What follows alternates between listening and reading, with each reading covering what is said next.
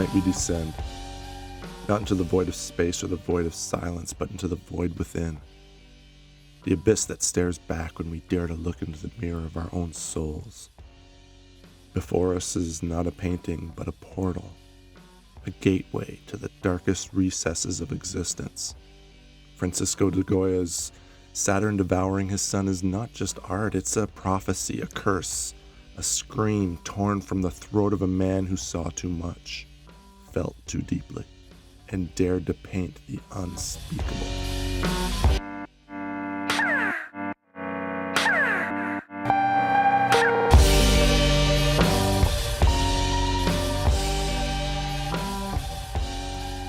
Look at it. No, feel it. Let it crawl under your skin. Let it coil around your spine like a serpent. Let it whisper to you in a language of shadows. Saturn, the god of time, the devourer of worlds, crouches in the darkness, his body's twisted. His eyes are wide with a madness that is not his alone. His mouth gapes, not in hunger, but in desperation. He's feasting not on flesh, but on hope, on innocence, on future itself. And yet he's not fulfilled. He'll never be contented. For Saturn is not just a god, he's a mirror, and in that mirror we see ourselves. The child in his grasp is limp, broken, a rag doll of flesh and bone. This child is the future, devoured before it can breathe. This is creativity, strangled in its cradle. This is love, torn apart by the teeth of fear.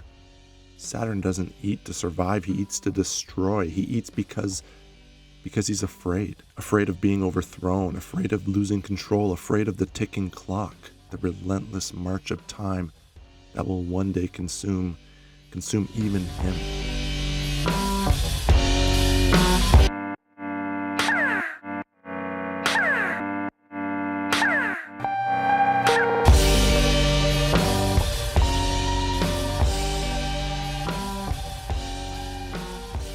And what is time, if not the great devourer? Time which gnaws at the edges of our lives, which strips us of our youth, of our beauty, of our dreams. Goya shows us time not as a river, but as a beast, a ravenous, insatiable beast that feeds on all things. Saturn is time, and time is Saturn, and we, like his children, are helpless in its grasp. We are all devoured, piece by piece, moment by moment, until nothing remains but dust and memory. But this is not just a painting about gods and myths. This is a painting about us, about the darkness that lurks within us, about the fear that drives us to destroy what we love, about the paranoia that twists us into monsters. Just look at Saturn's face, his wide, unblinking eyes, his twisted mouth, his hands clutching the broken body of his child. And do you see yourself there? Do you not feel the gnawing hunger, the desperate need to control, to dominate, to survive at any cost?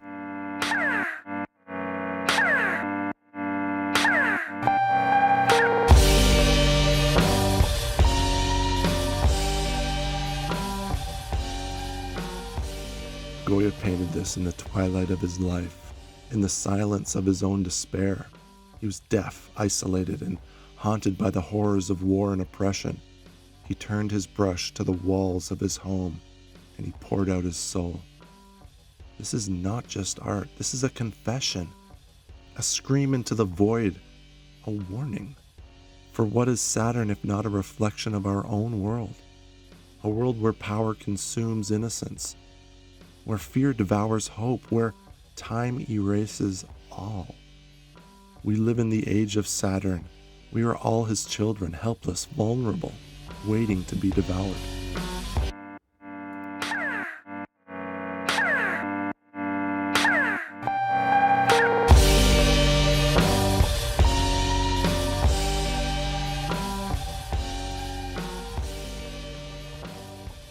But let us go deeper. Let us peel back the layers of this nightmare, like skin from a corpse, and see what lies beneath. Saturn is not just a god, he's a symbol of the cycles of destruction and creation, of the eternal dance of life and death. In mythology, Saturn devours his children to prevent his own downfall, but in doing so, he ensures his own destruction. For one child escapes, Zeus, who grows to overthrow him, and so the cycle begins anew. But what does this mean for us? Are we not trapped in the same cycle? Do we not devour our own futures, our own hopes, our own dreams? And in doing so, do we not ensure our own destruction? The child in Saturn's grasp is not just a child, it's the future, it's possibility. It's that spark of life itself. And when we devour it, we really are devouring ourselves.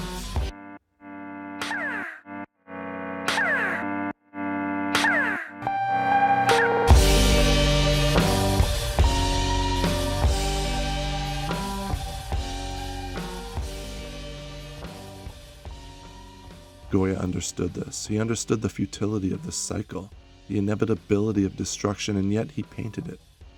He forced us to look at it, to confront it, to feel it. And in that confrontation, there's this kind of power, a power to see ourselves as we truly are, a power to break the cycle, a power to say, enough. But the question still does remain. Can we? Can we break this cycle? Can we stop the feast? Or are we doomed to repeat it over and over until the end of time? And this, my friends, is the question that haunts me. The question that defines me, the question that defines us, the question that will outlive us. In the end, we're all Saturn. In the end, we're all the child. And in the end, there's only the void.